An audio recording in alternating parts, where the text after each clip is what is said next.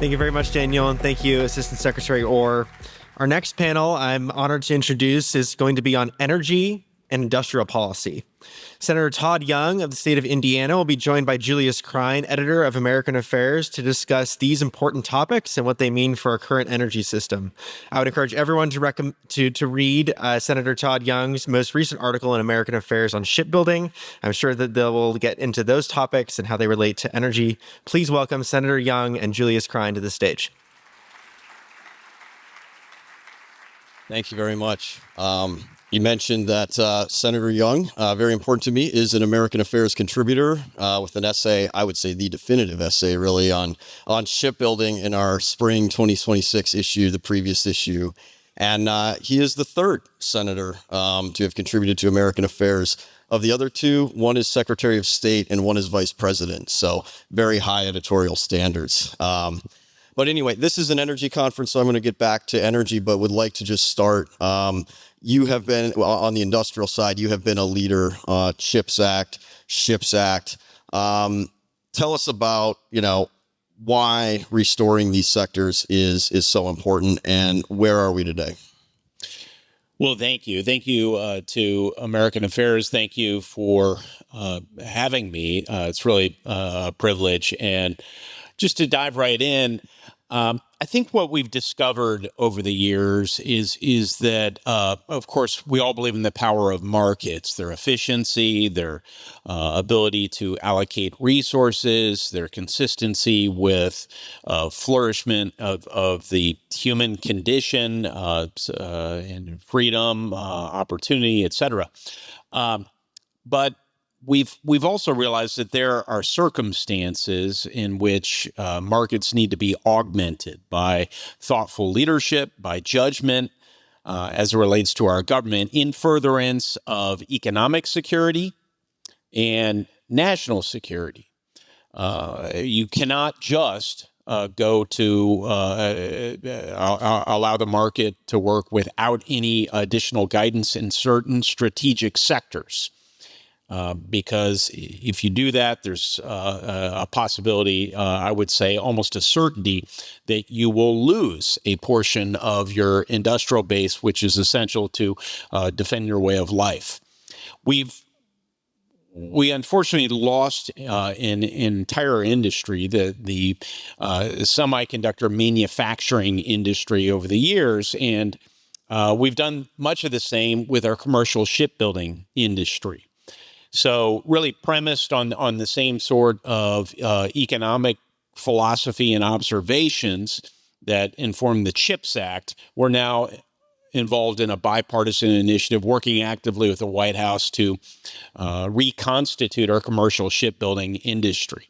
And that requires us to build in a national security and economic security premium to market incentives. What does that mean? Well, it means if the South Koreans or the Japanese or the Chinese are subsidizing their shipbuilding industry, we need to ensure that investors have sufficient private sector motivations and incentives to invest in the one here through some form of national or economic security premium. So the purpose of the Ships for America Act, which I've been partnering with Mark Kelly and the Senate on and improving through cooperation with the White House, is to ensure that Wall Street, as well as our foreign investors, have sufficient incentive to invest in skill building here in the United States, to build that next generation of ship workers, to modernize and expand our existing shipyards, and even to stand up some new shipyards so that we have the capacity to build ships and repair ships in time of war. Historically, it's been our commercial shipbuilding industry that has served as the flex capacity to our military, to repair Navy vessels and, if necessary, build new Navy vessels. This is our model. We've lost that capacity, and therefore we've lost the deterrence effect of being prepared for the next major naval conflict, any naval conflict that lasts more than 2 or 3 months. To give you some sense of how acute the current problem is, Last year, we built one commercial vessel in the United States. One vessel. We have capacity to maybe build 5, I've been briefed. China has a capacity in a given year to build 1,000 vessels. So the Ships for America Act is multifaceted. We want to train more merchant mariners. We want to train more shipyard workers. We want to unlock the capital investment. And we've blessedly assembled a broad coalition to move our legislative product forward, and I hope that it can be included in the National Defense Authorization Act before August. Absolutely. Well, since this is an energy conference, we have a lot of energy audience here. I might ask a slightly more pointed question, which is, I think, a number of energy industry participants, certainly none of our sponsors, but have been quietly skeptical, let's say, of the SHIPS Act, and they're concerned about transit costs and uncertainty on that and so on. What do you say to them? Well, I reiterate all that I previously said, which is, here's why we're doing it. I don't deny that we have to pay for our national security. And I also don't fault any stakeholders for saying that if marginally this could impair their near and medium term interests for vocalizing those concerns. But I in the spirit of constructive dialogue, I would suggest that if you're unhappy with certain provisions to fund our national security enterprise, then offer counterpoints. Come up with other ways of paying for this, because the market alone will not take care of this.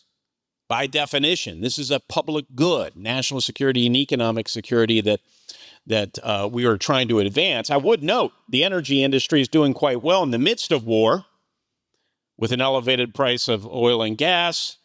And so the ratchet does work both ways. Let's talk a little bit about the role of Congress in all this. There's seemingly always a lot of skepticism about Congress. But I think, bringing these broad coalitions together can provide a level of assurance and permanence on these programs. What do can Congress be a real leader on issues like this, hopefully ships and maybe even beyond? Well, I think one of the things that I've played a leading role in recent years is demonstrating that if you utilize the congressional process, you can actually accomplish some really consequential, generational initiatives. The Chips and Science Act, bipartisan in nature. We have invested roughly $40 billion in taxpayer money. We have over $700 billion in private sector commitments.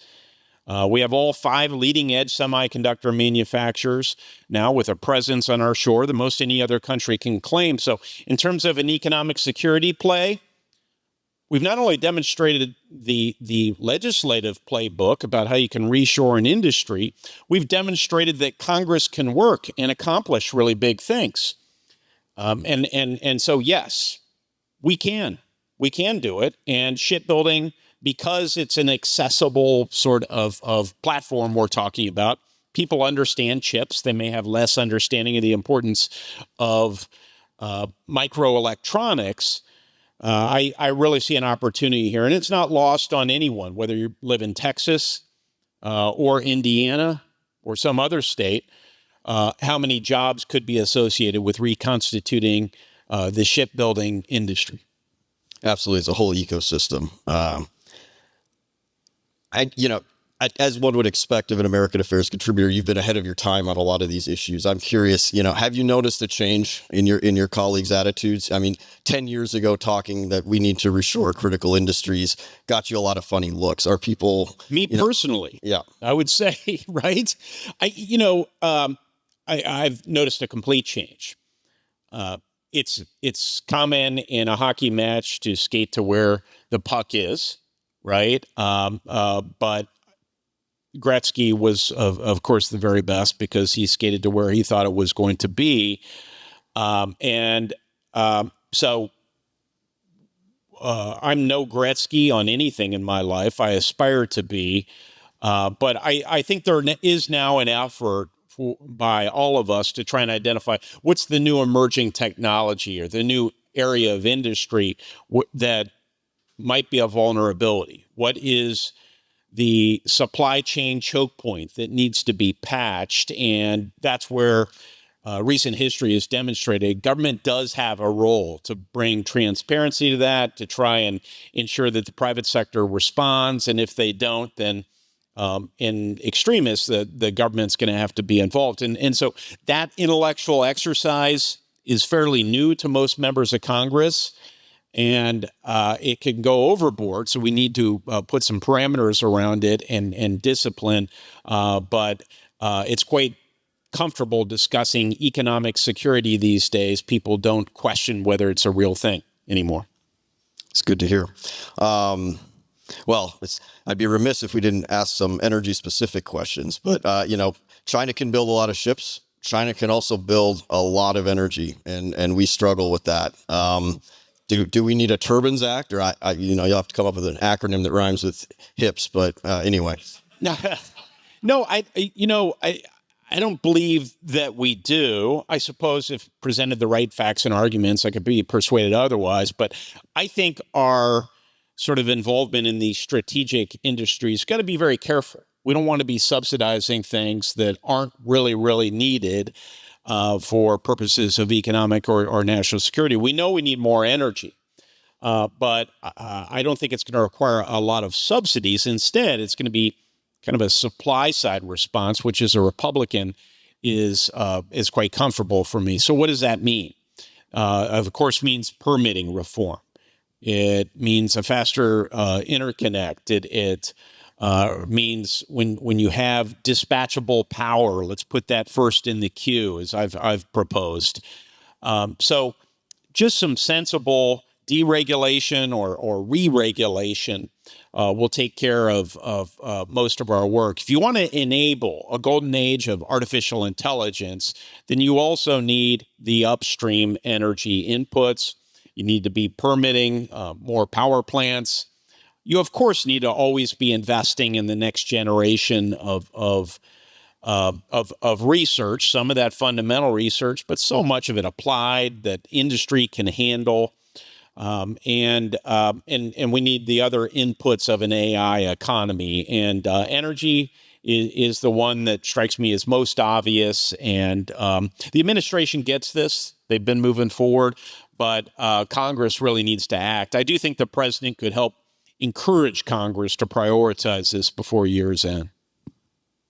And for those taking notes, I think that proposal you mentioned on interconnect, was that the Grid Power Act? That is the Grid Power Act. That's right.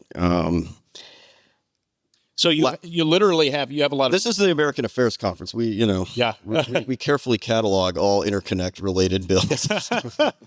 Yeah. So that piece of legislation basically it recognizes the reality that you have on paper or somewhere, in the logs. You have energy projects that aren't really plug and play. They're not ready to go. They're conceptual, but they're still in the queue. And then you have dispatchable carbon-based power oftentimes that is further behind in the queue. And it ultimately gets there, but it's this bureaucratic inertia that slows down the market response to this urgent need for power. So my team has done a good job of identifying that problem and coming up with a solution.